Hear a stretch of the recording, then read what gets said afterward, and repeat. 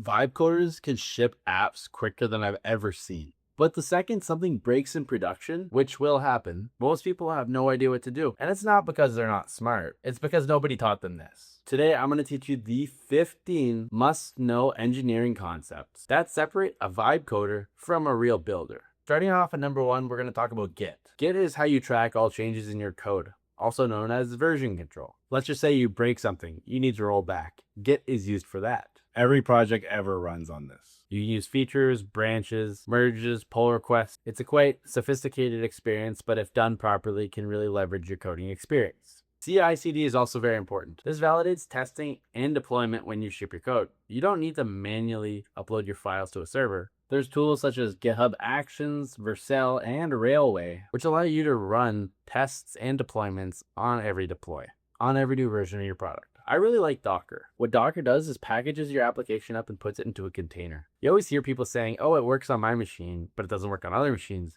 This eliminates that issue. Production environments always run in containers, so you should really understand this. Another concept that's really important is staging versus production. These are both different environments of your project. Staging is more of a testing environment that you'd use before you release something to production. Production is what your real user will see with real data where you don't want to mess around. Whereas staging, you can mess around, test, ad hoc testing, so on and so forth. You should never ever test production. This is where a lot of vibe coders go wrong. Cloud is also a really important concept we should know about. Your app needs to live somewhere, so it's going to live on the cloud. Now, there's different cloud components that you use for your project, such as S3 for files, EC2 instances for servers. What Vercel and Railway do is actually make that experience abstract. Now we're going to talk about servers and Lambda functions. These are code executions that you can do without actually building a server. What's nice about this is you pay per request and not by hour. There are tools such as Vercel functions, AWS Lambda, Cloudflare workers. Error logging is also a really important concept. So let's just say your application breaks. How do you know what happened? This is where error logging comes in. It helps you capture your crashes and understand unexpected behavior in real time. Tools such as Sentry and Datadog are very formally used for this. Debuggers often blindly debug their code, but tools like this can really leverage your experience and help you mitigate bugs quickly. Rate limiting is incredibly important. Without rate limiting, your APIs can be called thousands of times a second, leading to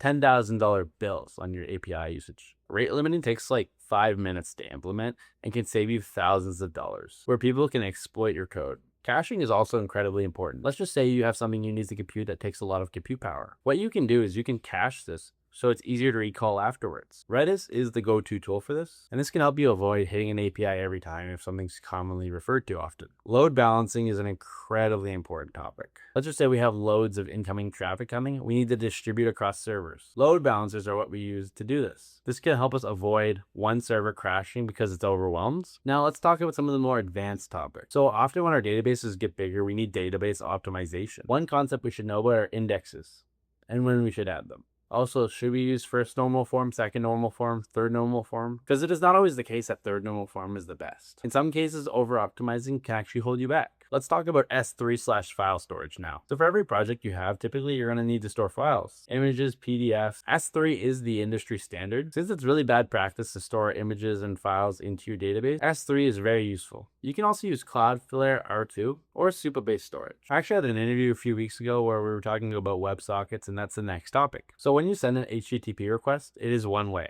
going from the server to the client or the client to the server. But a WebSocket is a persistent bidirectional, which means in both directions, connection between a client and a server. In the event that you have a multiplayer application or live events, WebSockets are critical. On to our next subject, message queues. Typical applications for this are RabbitMQ. What happens if you need different parts of your application to talk asynchronously? Let's say we're on an application and we need to upload a file, but that's done in the background. A message queue, such as SQS or RabbitMQ, permits you to do so, where you can continue to navigate your website, but in the background, in a queue, some process is being preceded. SQS is the AWS alternative, and is typically where most people like to start.